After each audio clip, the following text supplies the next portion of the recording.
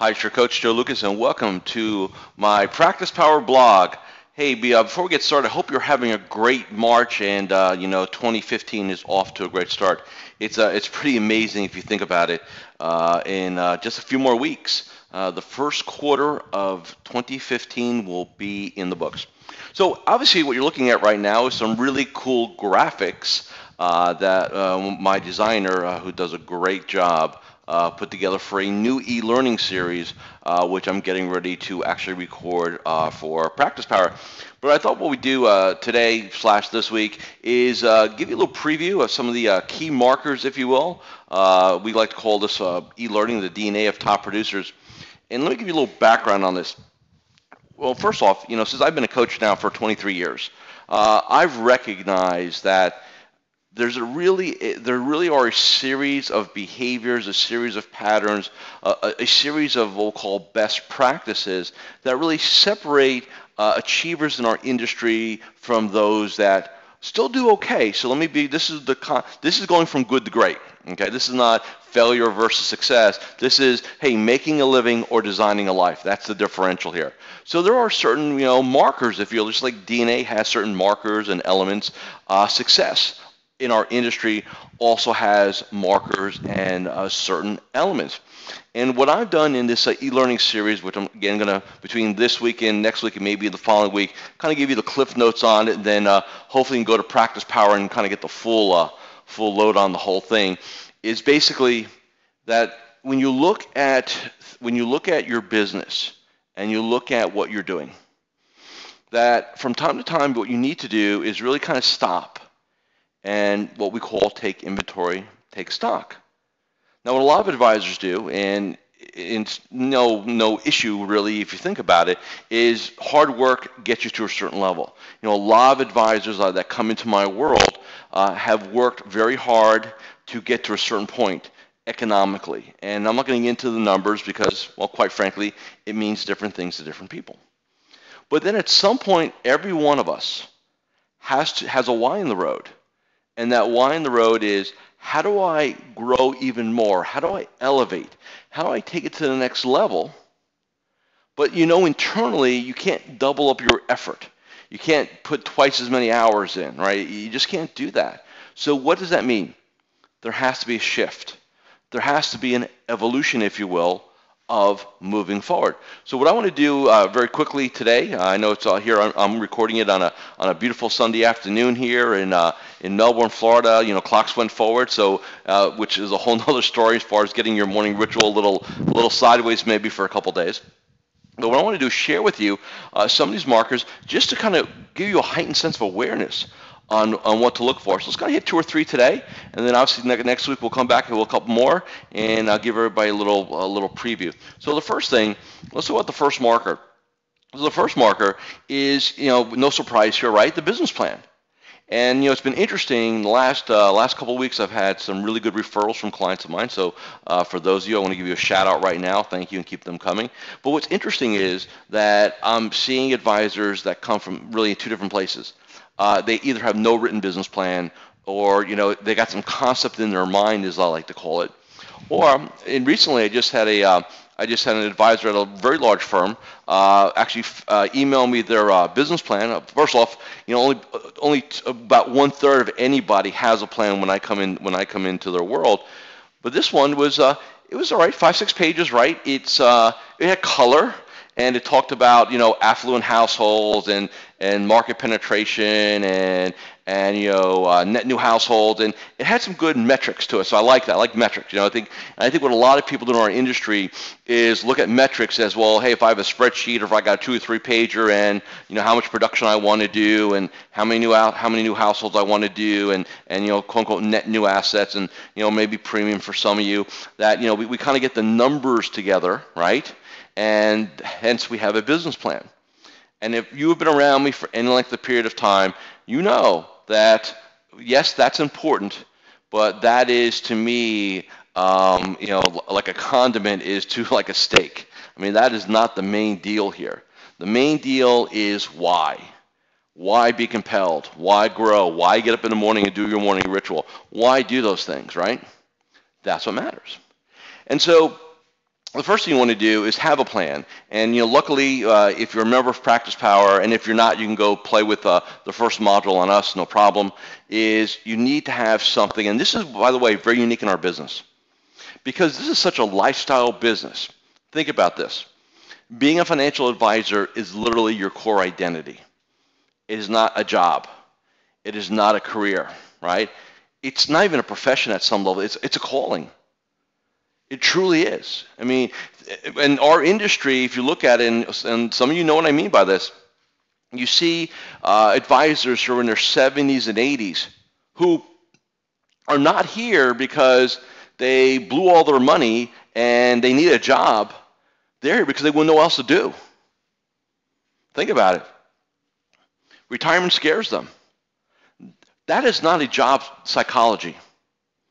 That is a lifestyle psychology. It's a very important distinction we all need to make.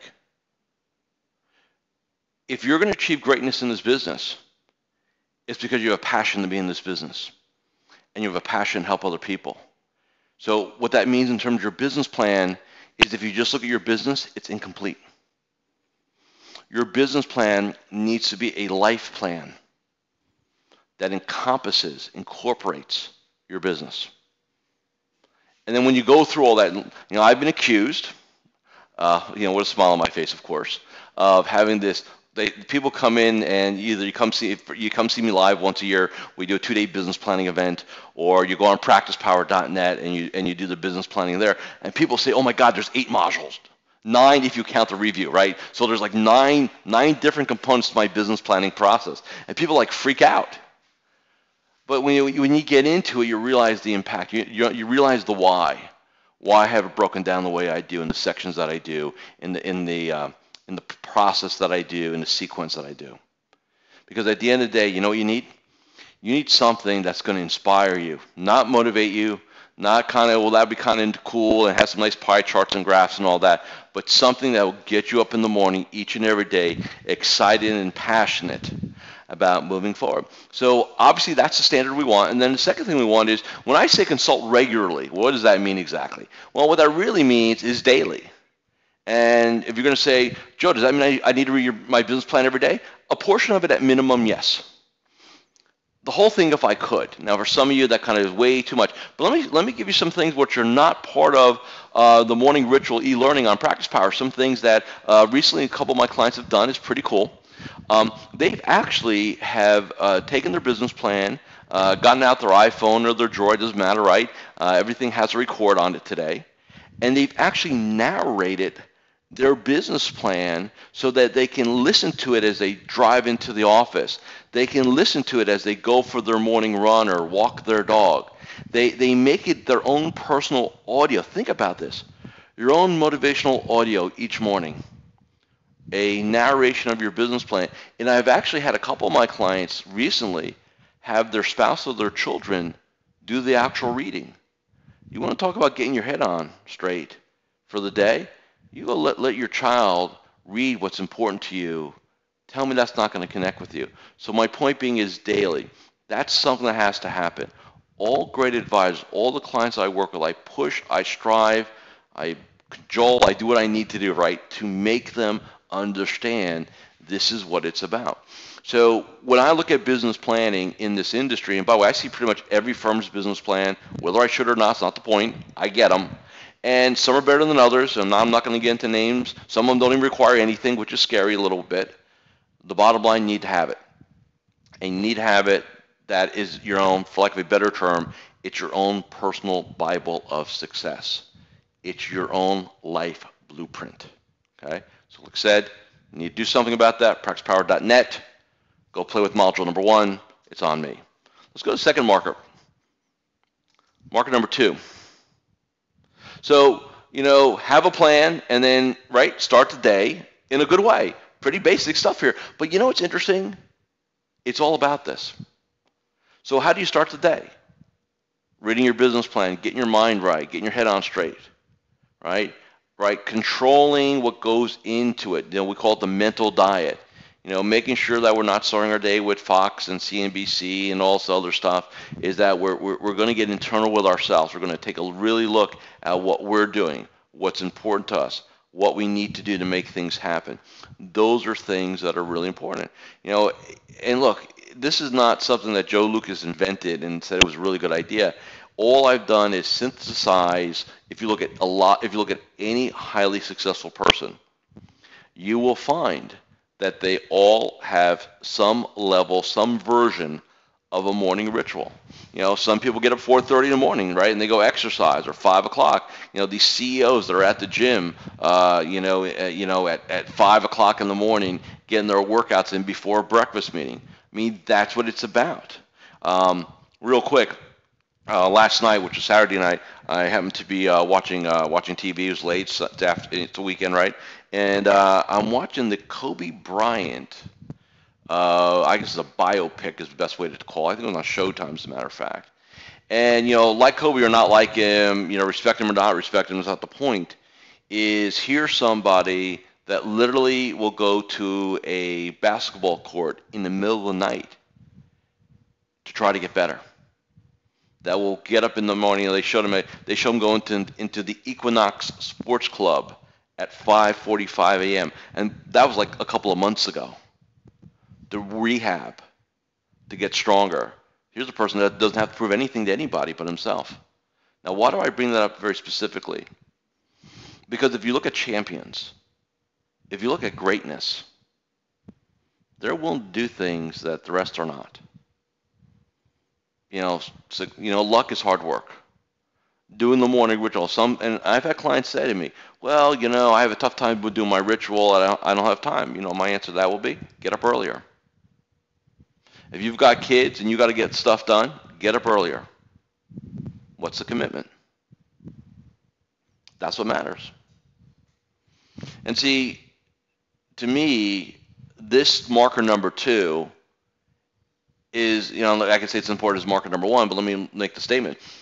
I can tell when a client of mine is going to have a great month, great quarter, great whatever, because they have a great ritual. When their morning ritual is jiving, when it's grooving, when it's doing what it needs to do, right, and they're quote unquote into it, I know everything's going to flow the way it needs to pretty much for that client.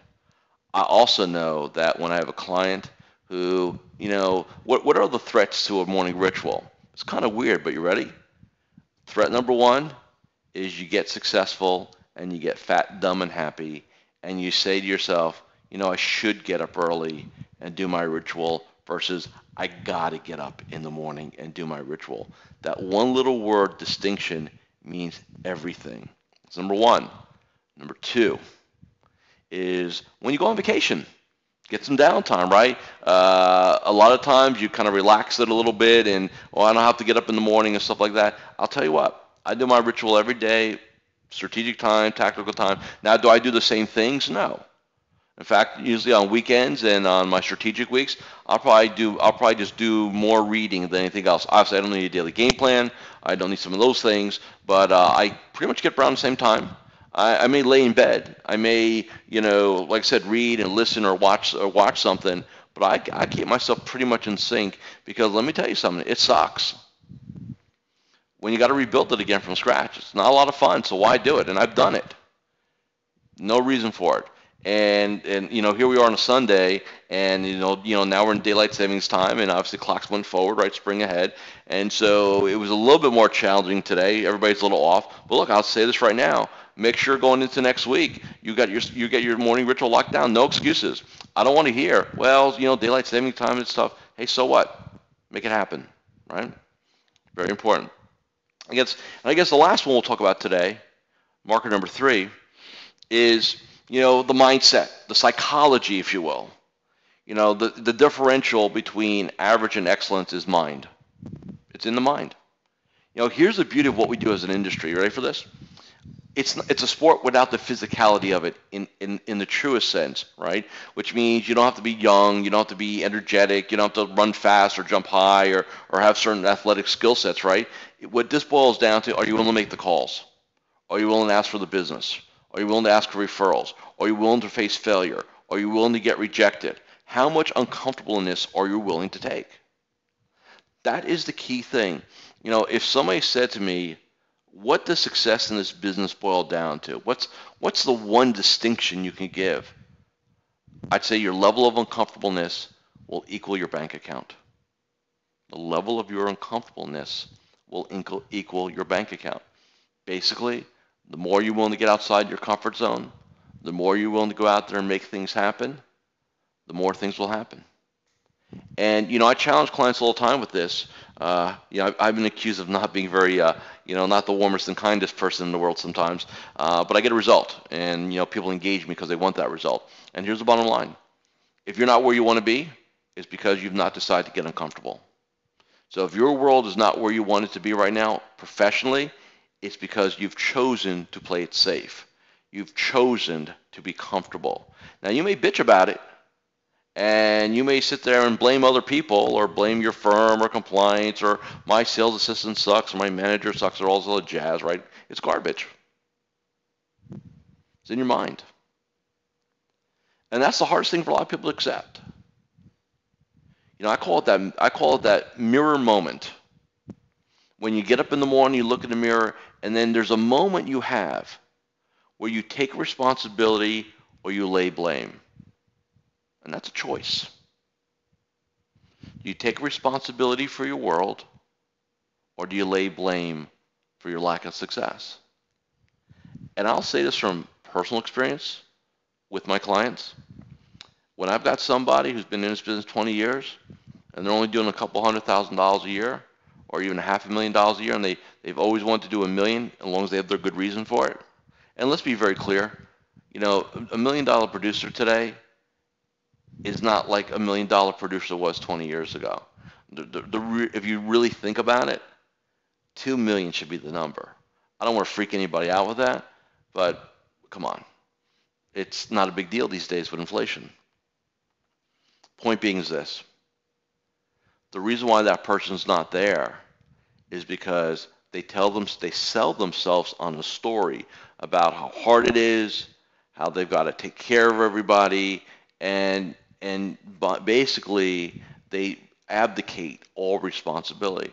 So I guess my question is, if you're that person, if you're that advisor, that's having that conversation about, your results will not change until your story changes. Period. Because if the story is the story, I don't care what the plan is. I don't care what the education is. I don't care about the next training you get, right? The next designation you get. I don't care how much money you spend on marketing. I don't care. Because if your story is not the one you want, you'll never achieve what you want. So keep that in mind. So I know I've taken up a lot of time today, which is, I try to keep these things, weeklies about 5 or 10 minutes, and obviously now we've got kind of some mission creep here and going 20 minutes or so. But look, I think this is important stuff, and that's why I want to share it with you as you get ready for the upcoming week. And the last thing I want to say is this. So next couple weeks, I'll be throwing this out there. We're going to be releasing this e-learning probably right around April 1st. I'm going to be actually recording a very long version of this with some information on that, and so we'll announce that on the PracticePower blog, which is when we do our updates and things like that. And then also just keep in mind, make sure you have your March monthly game plan. You're reviewing it. You're very clear on what you want to do, and also, March is a month that is one of those, end of the quarter. I personally always take 2 weeks, and I'm doing so again. I'll be flying to Dallas, Texas to do a one-day mastermind for some of you I think are coming, and then I've got a 2-day private training event for a national broker-dealer. So with that being said, what I'd like you to do is just make sure that we have our monthly game plan. You take some downtime, so make sure you're grabbing some strategic time here and there, especially at the end of the month. Do not burn out. We work hard, we play hard. That's the iAdvisor style, so keep that in mind. And then I will see you next. We'll pop another piece out next Sunday. Have a great week, and don't forget, there's a quick link here. So for those of you who I have not had the pleasure of spending some time with, love to have you spend about 10-15 minutes, put some info down, and I'll be happy to give you some of my words of wisdom that I've acquired over the last nearly quarter century. So with that being said, have a great day. See you next Sunday.